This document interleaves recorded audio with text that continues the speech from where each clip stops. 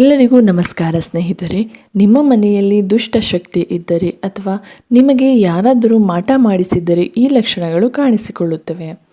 ಕೆಲವೊಮ್ಮೆ ಎಷ್ಟೇ ಪ್ರಯತ್ನ ಪಟ್ಟರೂ ಮನೆಯಲ್ಲಿ ಜಗಳ, ಆರ್ಥಿಕ ನಷ್ಟ, ಮನೆಗೆ ಏನಾದರೂ ಹೊಸ ವಸ್ತು ಅಥವಾ ಒಡವೆ ತಂದಾಗ ಮನೆಯಲ್ಲಿ ನೆಮ್ಮದಿ ಇಲ್ಲದಂತಾಗುವುದು, ಮನೆಯಲ್ಲಿ ಯಾರಿಗಾದರೂ ಸದಾ ಅನಾರೋಗ್ಯ ಮರುಕಳಿಸುತ್ತಲೇ ಇರುವಂತಹದ್ದು, ಇದಕ್ಕೆಲ್ಲ ನಿಮ್ಮ ಮನೆಯಲ್ಲಿರುವ ನಕಾರಾತ್ಮಕ ಅಥವಾ ದುಷ್ಟಶಕ್ತಿಗಳು ಕಾರಣವಾಗಬಹುದು.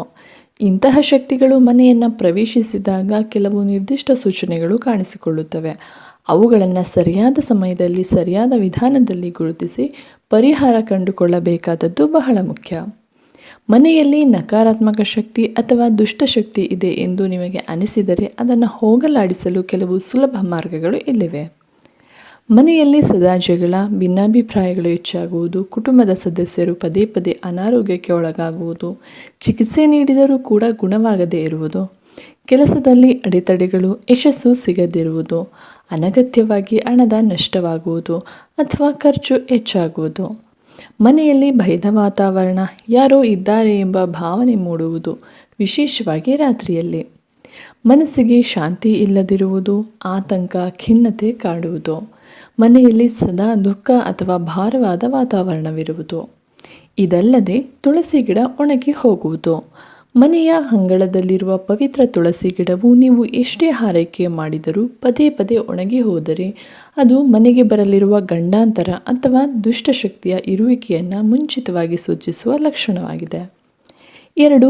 ಹಾಲು ಅಥವಾ ಆಹಾರ ಪದಾರ್ಥಗಳು ಬೇಗ ಕೆಡುವುದು. ನೀವು ತಾಜಾವಾಗಿ ತಂದ ಹಾಲು, ಮೊಸರು ಅಥವಾ ಬೇಯಿಸಿದ ಆಹಾರ ಪದಾರ್ಥಗಳು ಅತಿ ಶೀಘ್ರವಾಗಿ ಅಥವಾ ಪದೇ ಪದೇ ಕೆಟ್ಟು ಹೋಗುತ್ತಿದ್ದರೆ ಅದು ಮನೆಯಲ್ಲಿ ಇರುವ ನಕಾರಾತ್ಮಕ ಶಕ್ತಿಯ ಸಂಚಲನವನ್ನು ಸೂಚಿಸುತ್ತದೆ. 3. ಕಾರಣವಿಲ್ಲದೆ ಜಗಳ ಮತ್ತು ಮನಃಶಾಂತಿ ಇಲ್ಲದಿರುವುದು.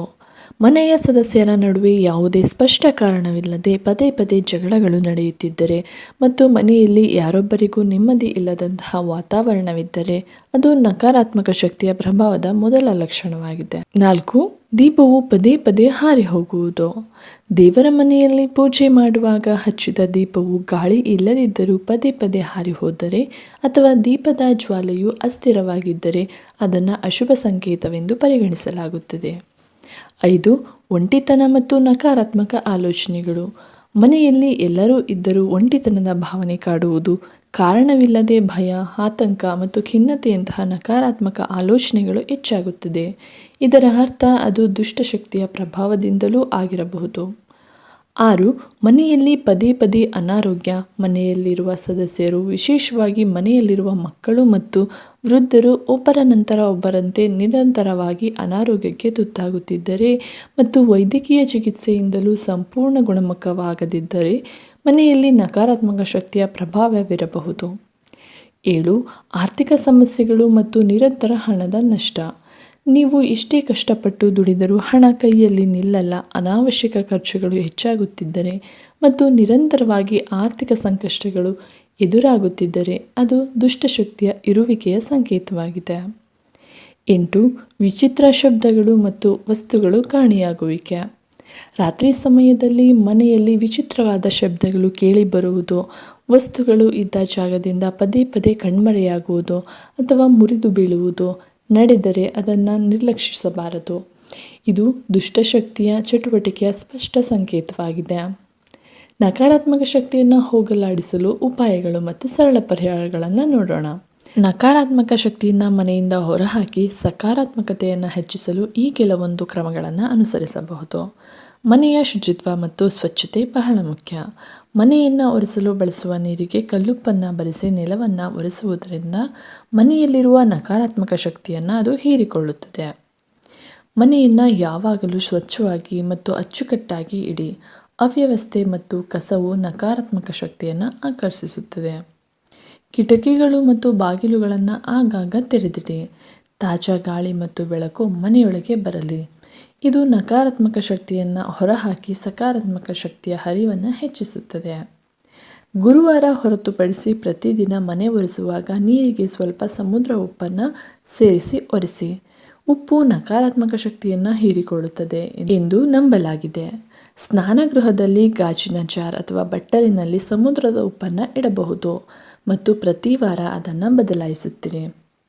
ಸುಗಂಧ ಮತ್ತು ಧೂಪ ಅಥವಾ ಕರ್ಪೂರದ ಆರತಿಯನ್ನು ಪ್ರತಿದಿನ ಮನೆಯಲ್ಲಿ ಬೆಳಗ್ಗೆ ಮತ್ತು ಸಂಜೆ ಮಾಡಿ. ಇದರಿಂದ ಮನೆಯಲ್ಲಿ ದುಷ್ಟಶಕ್ತಿಗಳು ಇರುವುದಿಲ್ಲ. ಪ್ರತಿದಿನ ಬೆಳಗ್ಗೆ ಮತ್ತು ಸಂಜೆ ಮನೆಯಲ್ಲಿ ಧೂಪ, ಅಗರಬತ್ತಿ ಅಥವಾ ಕರ್ಪೂರವನ್ನು ಹಚ್ಚಿ ಇದರ ಹೊಗೆ ಮನೆಯಾದ್ಯಂತ ಹರಡಲು ಬಿಡಿ, ವಿಶೇಷವಾಗಿ ಮೂಲೆಗಳಲ್ಲಿ. ಇದು ಮನೆಯ ವಾತಾವರಣವನ್ನು ಶುದ್ಧೀಕರಿಸುತ್ತದೆ ಮತ್ತು ಸಕಾರಾತ್ಮಕ ಶಕ್ತಿಯನ್ನು ಉತ್ತೇಜಿಸುತ್ತದೆ. ಗೋಮೂತ್ರವನ್ನು ಸಿಂಪಡಿಸಿ. ವಾರಕ್ಕೊಮ್ಮೆಯಾದರೂ ಮನೆಯ ಮೂಲೆ ಮೂಲೆಗೂ ಗೋಮೂತ್ರವನ್ನು ಸಿಂಪಡಿಸುವುದರಿಂದ ಪಾವಿತ್ರ್ಯತೆ ಹೆಚ್ಚಾಗಿ ದುಷ್ಟಶಕ್ತಿಗಳು ದೂರಾಗುತ್ತವೆ. ಗಾಯತ್ರಿ ಮಂತ್ರ ಅಥವಾ ದೇವರ ನಾಮಸ್ಮರಣೆಯನ್ನು ಮಾಡಿ. ಪ್ರತಿದಿನ ಬೆಳಗ್ಗೆ ಮತ್ತು ಸಂಜೆ ಮನೆಯಲ್ಲಿ ಪಠಣೆ ಮಾಡುವುದರಿಂದ ಅಥವಾ ಕೇಳುವುದರಿಂದ ಸಕಾರಾತ್ಮಕ ಕಂಪನಗಳು ಹೆಚ್ಚಾಗಿ ನಕಾರಾತ್ಮಕ ಕಂಪನಗಳು ಕಡಿಮೆಯಾಗುತ್ತವೆ. ಪ್ರತಿದಿನ ಬೆಳಗ್ಗೆ ಮತ್ತು ಸಂಜೆ ಮನೆಯಲ್ಲಿ ಪೂಜೆ ಮಾಡಿ. ವಾರಕ್ಕೊಮ್ಮೆ ಹನುಮಾನ್ ಚಾಲಿಸ ಅಥವಾ ಸುಂದರಕಾಂಡವನ್ನು ಪಠಿಸುವುದು ಒಳ್ಳೆಯದು. ಮಂಗಳವಾರ ಅಥವಾ ಶುಕ್ರವಾರ ಸಂಜೆ ಮನೆಯ ಮುಖ್ಯ ಬಾಗಿಲಿನಲ್ಲಿ ತುಪ್ಪದ ದೀಪ ಹಚ್ಚುವುದು ಶುಭ. ಪೂಜೆಯ ಸಮಯದಲ್ಲಿ ಶಂಖವನ್ನು ಊದುವುದು ಮನೆಯಲ್ಲಿ ಧನಾತ್ಮಕ ಶಕ್ತಿಯನ್ನು ತುಂಬುತ್ತದೆ. ಶಂಖದ ನೀರನ್ನು ಮನೆಗೆ ಸಿಂಪಡಿಸುವುದು ಸಹ ಒಳ್ಳೆಯದು. ಇತರ ವಾಸ್ತು ಸಲಹೆಗಳು: ಮನೆಯ ಪ್ರವೇಶ ದ್ವಾರದಲ್ಲಿ ಸ್ವಸ್ತಿಕ್, ಓಂ ಅಥವಾ ಶುಭ ಲಾಭ ಚಿಹ್ನೆಗಳನ್ನು ಇಡಿ. ಮನೆಯ ಈಶಾನ್ಯ ದಿಕ್ಕನ್ನು ಯಾವಾಗಲೂ ಸ್ವಚ್ಛವಾಗಿ ಬೆಳಕು ಬರುವಂತೆ ಇಡಿ.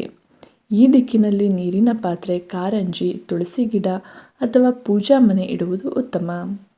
ಮನೆಯಲ್ಲಿ ಒಡೆದ ವಿಗ್ರಹಗಳು, ಹರಿದ ದೇವರ ಚಿತ್ರಗಳು, ಮುರಿದ ಪೀಠೋಪಕರಣಗಳು ಅಥವಾ ಅನಗತ್ಯ ವಸ್ತುಗಳನ್ನು ಇಡಬೇಡಿ. ಅವುಗಳನ್ನು ತಕ್ಷಣ ತೆಗೆದುಹಾಕಿ. ಸತ್ತ ಪೂರ್ವಜರ ಚಿತ್ರಗಳನ್ನು ಪೂಜಾ ಕೋಣೆಯಲ್ಲಿ ಇಡಬೇಡಿ. ಮನೆಯಲ್ಲಿ ದುಃಖದ ಅಥವಾ ನಕಾರಾತ್ಮಕ ಘಟನೆಗಳನ್ನು ತೋರಿಸುವ ಚಿತ್ರಗಳನ್ನು ನೇತು ಹಾಕಬೇಡಿ.